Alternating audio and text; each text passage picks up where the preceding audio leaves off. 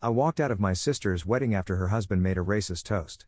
Everyone called me dramatic until she showed up crying on my couch days later. Plus update. I, 24F, just left my sister Jasmine's, 28F, wedding early and apparently, I am now the villain of the year. For some background, my family is Blasian, dad is Japanese, mom is Bahamian, both amazing, and we all live in the States. Jasmine just married into a family that makes Get Out feel like a documentary. Let's start with the groom. Let's call him Grant, because of course that's his name. Grant is the kind of guy who thinks I don't see color as a personality trait. He is white, rich, has that calls every Asian woman exotic energy, and has made several questionable comments over the years. Example? Last Thanksgiving, he told my dad he looks like he does sushi commercials.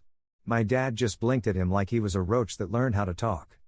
Then there is the mother-in-law, who I swear has been in a years-long competition to make Jasmine feel lucky to be included in their family. She once called our family colorful with tone. The father-in-law just looks tired all the time. You can tell he has been putting up with his wife and son's BS since Reagan was in office. The only one I halfway respect is the groom's sister, who's currently 6 months pregnant and dead silent through all this chaos. She sighed at her brother during his speech and muttered, "Jesus, take the mic." So I know she gets it. Anyway, the wedding. Everything was fine during the ceremony. Jasmine looked beautiful. Our mom cried. I was holding it together until the reception, where Grant gave a funny toast about how Jasmine tamed him and how he has never dated a spicy mix before. Direct quote, "Spicy mix. Like she is a damn curry plate." Everyone laughed. Including Jasmine. Like, a full-on belly laugh. My jaw was on the floor. I turned to my dad, and he had the blank expression of a man mentally floating away from this timeline. I got up to get some air, and when I came back, Grant's mother walked up to me and said, "I kid you not, don't worry, sweetie. You'll find a young man who appreciates your uniqueness." She even gave me that white woman pity smile. I just blinked and said, "I am gay, but, thanks," and walked away. Apparently, that was rude. I ended up leaving early.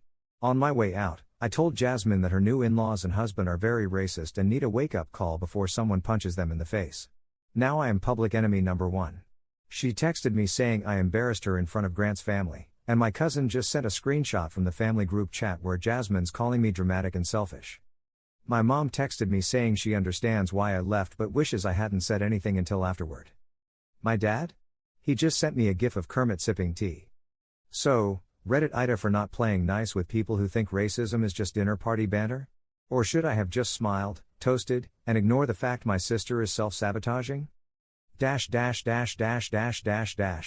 Edit. I am not writing this to make myself look better or worse. I am writing this so you all can get a clearer idea of what is actually going on, and to give you the full picture. The examples I originally shared were some of the lighter things Grant has said to me. For those asking, why didn't you say anything before this? Or saying, why wait until the wedding to speak up? I have many times. Here are just a few examples. Example 1, the first time I met Grant, I was 16. Jasmine was 20 and had just started dating him. We met up at some retro diner near her campus for lunch. Grant looked me dead in the face and said, "Wow, you are like half, hard R N-word, half, anti-Chinese slur, right? That's wild."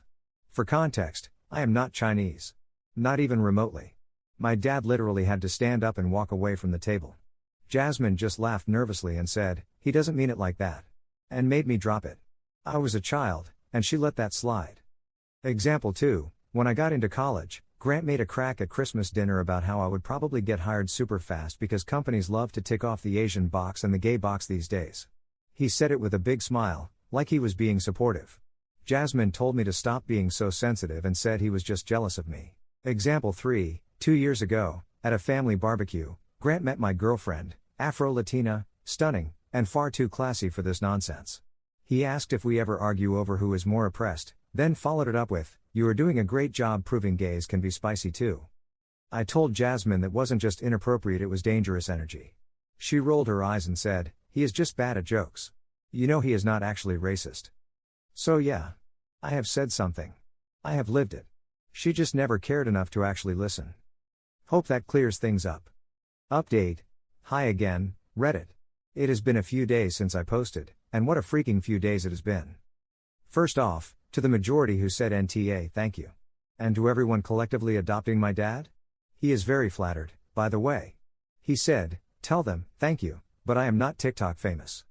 He also asked what NTA meant, and now keeps saying it like it's his new zodiac sign, so thanks for creating that monster. But I also want to address something that kept popping up in the more skeptical comments, the ones that said stuff like, "She sounded happy.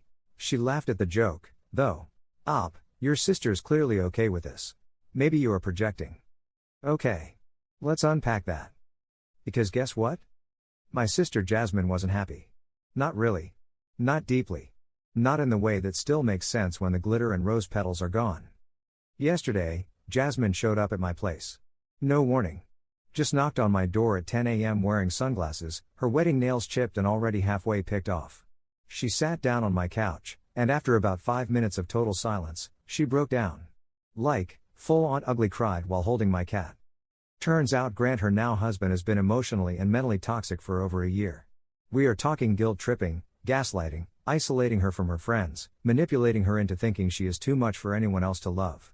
That insidious kind of toxicity that hides behind, "He is just joking, and you are being too sensitive." I mean, she literally had to fight for our family to be invited to the wedding, because if it had been up to Grant, the guest list would have been just his friends and family. Which explains why none of her friends were there or in the wedding party. So, for those of you who said she sounded happy in my original post? Yeah. Toxicity doesn't always come with black eyes and screaming matches. Sometimes it shows up in tight smiles and forced laughter at racist speeches. Sometimes it looks like a woman laughing too hard at a joke that made her soul shrink. She wasn't thriving. She was surviving. As of now, Jasmine is staying with our parents, scheduling a therapy appointment next week, and finally, cutting the cord. Grant doesn't know where she is. She is blocking him on everything. Our mom, who has been quiet this entire time, has suddenly gone full mama bear and is telling everyone in the family that he is no longer, and will never again be, a part of our lives. Our dad is trying to get her to file a police report, even if it probably won't be taken seriously. So yeah. That's the update. Sorry if it's a little heavy, but I mean, that's life, I guess.